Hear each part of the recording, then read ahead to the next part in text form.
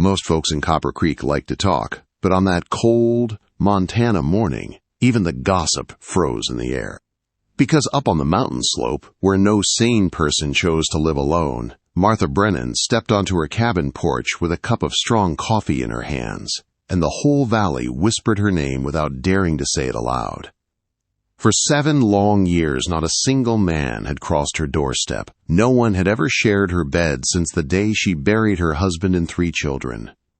Some said she was half wild, others said she was cursed, and a few claimed she preferred living like a ghost rather than a woman. But the truth was simple. Martha Brennan trusted no one, and she needed no one, or so she thought. The frost lay thick across her small patch of land as she looked over her homestead. A rough cabin made of hand-cut logs, a barn barely big enough for 2 milk cows, a garden now brown with winter's breath. Everything she owned, every inch of ground she worked, was built by her hands and her heartbreak. She sipped her coffee, breath turning white in the cold air, and tried to ignore the memory of the letter tucked inside her Bible, a letter from her sister Rose back east, begging her to come home, remarry, start again.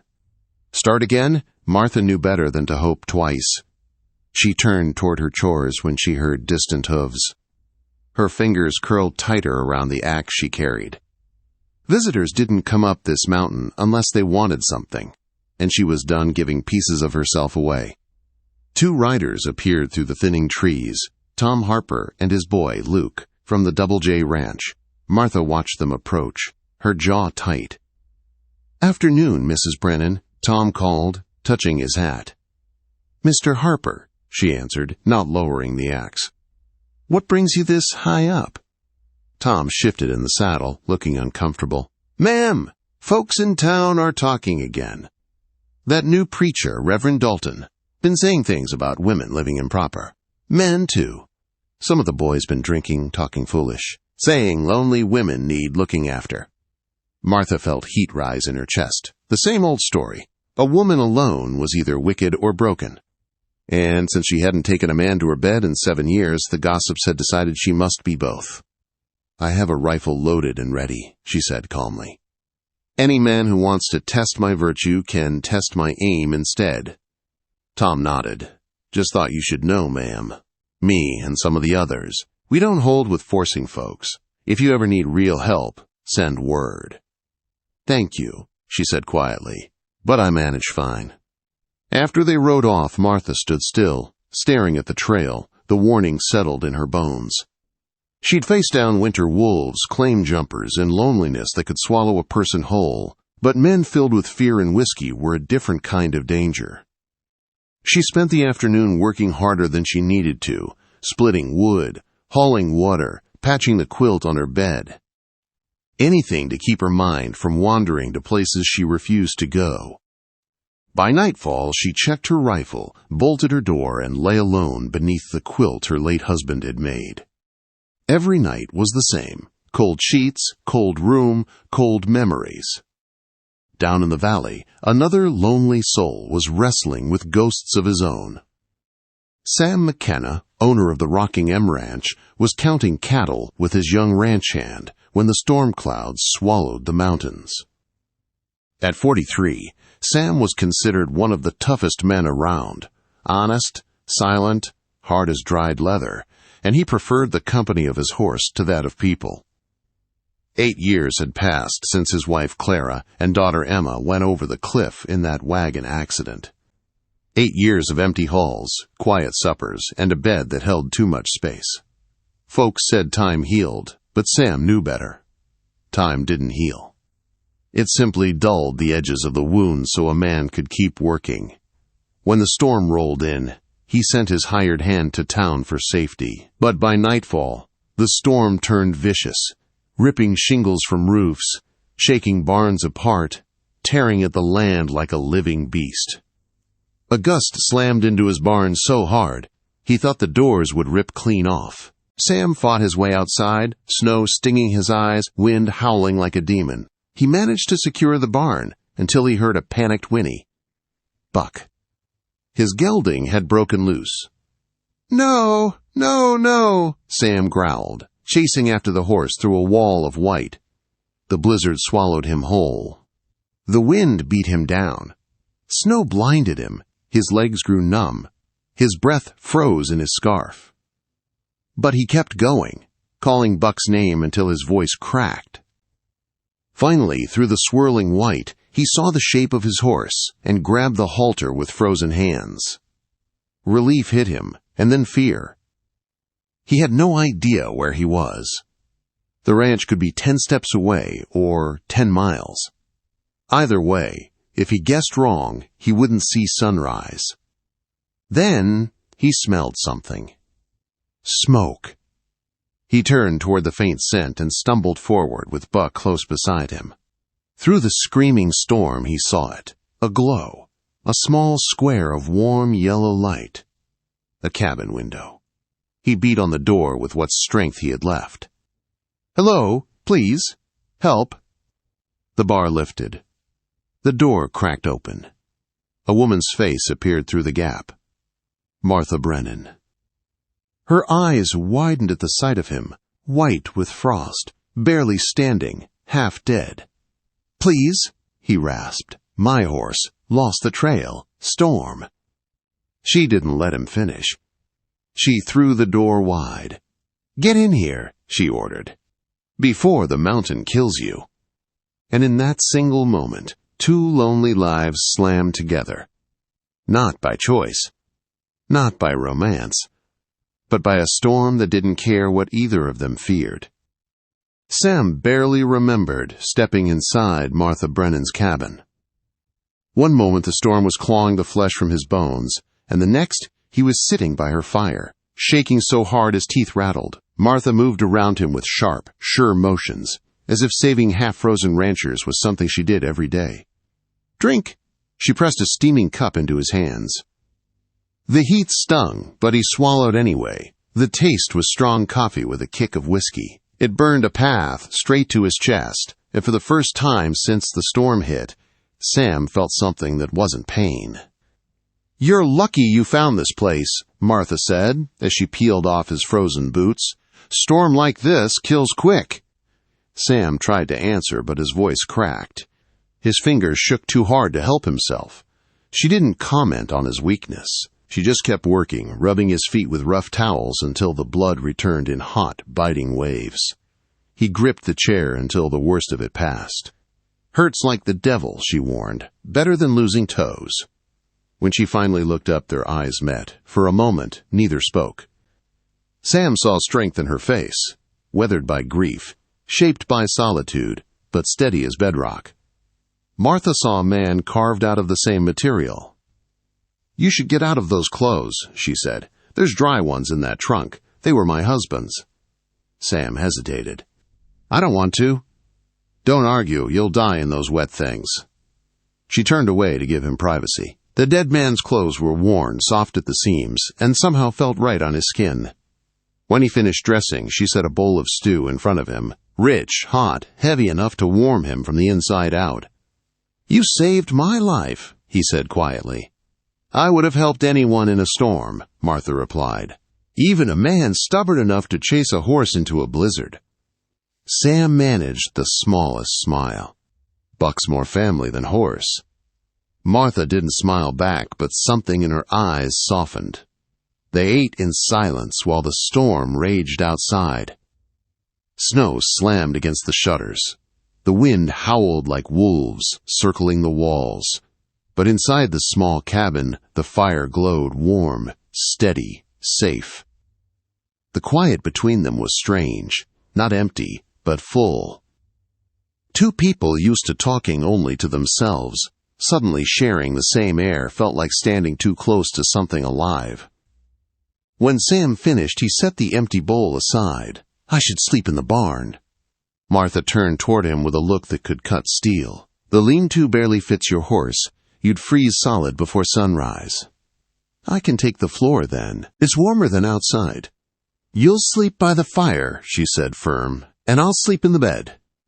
He started to protest. She raised an eyebrow. That ended the matter. Martha laid blankets near the hearth while Sam settled down, feeling every ache in his bones. She disappeared behind the curtain of her sleeping corner.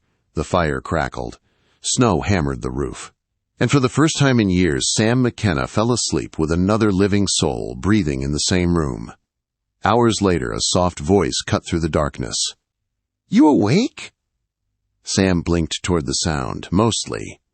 "Can't sleep either," Martha said. He heard her moving. Then the curtain pulled back, and she stepped into the faint firelight. She wore a simple nightdress, wool wrapper pulled tight, hair braided down her back. "This is foolish," she said, "but that floor is no place for a man who nearly froze to death. There's room in the bed. Enough for 2 people to sleep proper." Sam pushed himself upright. "Are you sure?" Quote, "We're not children. We've both buried our families. We know what we're doing. We sleep. Nothing more." He nodded and followed her into the curtained space. The bed was narrow, the mattress soft with age. Martha placed a quilt between them like a wall. "A fair boundary," she murmured. Sam lay down carefully, the warmth of the bed shocking after the cold floor. He could hear her breathing, feel the faint shift of the mattress when she moved. It had been 8 long years since another person slept so close. "Your wife," Martha whispered from the dark. "What was she like?" Sam swallowed hard before answering. Clara was sunshine, always laughing. She could make a whole room brighter just by walking in. "James was quiet," Martha said. "Could fix anything with his hands. Built this cabin board by board." Silence settled over them again, heavy, thick, but somehow gentle. "Do you ever think about remarriage?" Sam asked quietly. "No," her voice broke slightly. "After losing my babies, my husband, I just couldn't imagine opening myself again. Couldn't imagine surviving that kind of loss twice." "I know the feeling." The storm battered the cabin, but inside, 2 people who'd forgotten the sound of shared breathing let themselves speak truths usually kept buried. At some point, Martha whispered, "Sam, when this storm passes, you'll go on back to your ranch." "I will. And I'll go back to living alone up here." "I know." But in the quiet, both wondered, for the first time in years, if maybe they didn't want their old lives back. The fire crackled low, snow drifted past the window, and 2 lonely hearts, pressed close by a mountain storm, lay awake thinking of things they thought they had buried forever. When morning finally came, the storm had left the world buried in deep, silent snow. Sam rose from the bed slowly, careful not to disturb Martha. She was already awake, sitting at the edge of the mattress, staring at the pale winter light. "You should get home before the trails get worse," she said softly. Sam nodded, though something in his chest pulled tight. They'd shared warmth, shared memories, shared the kind of honesty 2 strangers rarely dared. And now it was time to go back to the loneliness that waited for both. Buck was cold but unharmed, thanks to Martha tending him in the night. Sam saddled him and turned back to her cabin. "Thank you," he said, "for saving my life." Martha didn't smile, but her gray eyes softened. "Storm brought you here, not me." Then, with nothing left to say, Sam rode down the mountain into the quiet valley below. But Copper Creek was not quiet. By the time Sam stepped into Mueller's store that afternoon, the whole town was humming like a kicked beehive. Conversation stopped when he entered. Women whispered behind their gloves, men gave him sideways looks. He ignored them until he heard it. "Spent the whole night at her place," Mrs. Patterson whispered. "Storm or not, no woman should be alone with a man like that." "Well," Mrs. Mueller added, "maybe she finally wanted company after 7 years." Sam froze. His jaw clenched. He grabbed his supplies, paid, and left, before he said something he'd regret. But anger simmered under his ribs. If the gossip was this bad for him, what were they saying about Martha? He found out soon. 3 days later, he rode up the mountain with a bag of flour and coffee, meaning only to thank her properly. Instead, he arrived just as trouble came riding up the trail. 3 men, Jed Hawkins from the livery, Carl Brenner from the bank, and Roy Patterson, 20 and full of stupidity, sat on horses outside Martha's gate. "We're worried for your reputation, Mrs. Brennan. Hawkins called. "A woman shouldn't be living alone like this." Reverend says plenty, Martha snapped. "None of it applies to me." Sam stepped forward, rage burning bright. "Leave her be," Roy sneered. "Came back for more warm company, McKenna?" Sam moved, but Martha grabbed his sleeve before things turned bloody. "You boys need to head home," she said, "before you step someplace you can't step back from." Brenner frowned. "This community has expectations. You can't just—" Martha lifted her rifle in one smooth motion and fired a warning shot straight into the snow between their horses. The men yelped and jerked back. "That's your only warning," she said calmly. "Next shot will find its mark." The three men left, muttering threats over their shoulders. When they were gone, Martha sagged against the fence for one moment, only one, and then straightened again. "This is just the start," she said. "They'll come back. More of them. Worse." Sam stepped closer. "I won't let anyone hurt you, Martha." "You don't owe me anything," she said quietly. Sam held her gaze. "I owe you my life. And I'm not walking away." Something broke in her eyes then. Not weakness, but the loneliness she'd held tight for 7 long years. "Then help me with the fence," she said, voice thick. "Storm tore it worse than I thought." They worked side by side in silence, and something settled between them that felt different from duty. When they finally went inside for coffee, Martha's hands shook as she poured his cup. "I don't know what to do," she admitted. "Then let me ask you something plain," Sam said. "Would it help if we stood together against all this?" Quote, "Together how?" she whispered. Sam swallowed hard. "If the town wants to force you into marriage, maybe you should choose who you stand with." Her eyes lifted slowly, searching, afraid, hopeful. "Are you asking?" she breathed. "I'm saying I'll stand with you," Sam answered. "However you need. Whatever helps keep you safe." Silence filled the room, heavy, important. Then Martha spoke, voice shaking. "I don't want a fake arrangement." "Neither do I. But I don't know if I can love like I did before," she whispered. Sam stepped closer.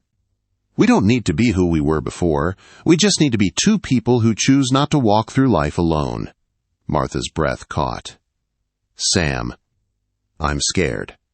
"So am I," he said quietly, "but scared together is better than safe alone." She blinked fast, then nodded. "All right." We faced them together. But Copper Creek made the next move before they could. A second storm rolled in, harder, darker, louder. Sam rode straight to Martha's cabin with supplies just as the snow turned deadly.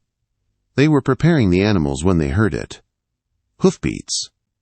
3 riders again, but this time drunk, angry, and stupid. Roy Patterson stumbled toward the cabin door. "Reverend says you need a man to keep you proper, Mrs. Brennan. I'm volunteering." Sam grabbed his rifle. Martha lifted hers. "Turn around," she said, cold as ice, "while you still can." Roy sneered. "Town won't let you live up here like some wild animal." "You think McKenna's protecting you?" Martha fired into the snow again, closer this time. The men fled. Inside, Martha's hands shook as she set the rifle down. "They won't stop, Sam." "I know," he said. "So let's end this on our terms." She met his eyes. "Sam, are you really willing?" Quote.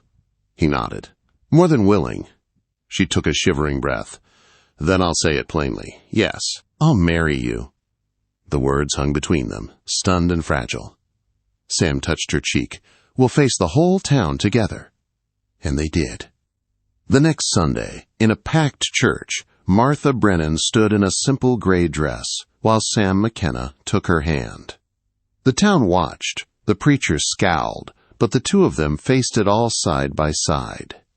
When the vows were spoken, when Sam slipped a simple gold ring on her finger, when they kissed, it wasn't young love. It wasn't fairy tale romance. It was something deeper.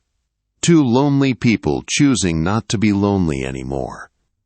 That night, as they sat in their shared home, 2 cups of coffee, 1 fire, 1 quiet peace neither had felt in years. Sam looked over at her. "No regrets?" he asked. "Not a one," Martha answered softly. "I think this is the beginning of something good." Outside, winter pressed cold against the windows. Inside, 2 hearts thawed, slowly, carefully, but truly. And for the first time in years, neither one of them slept alone.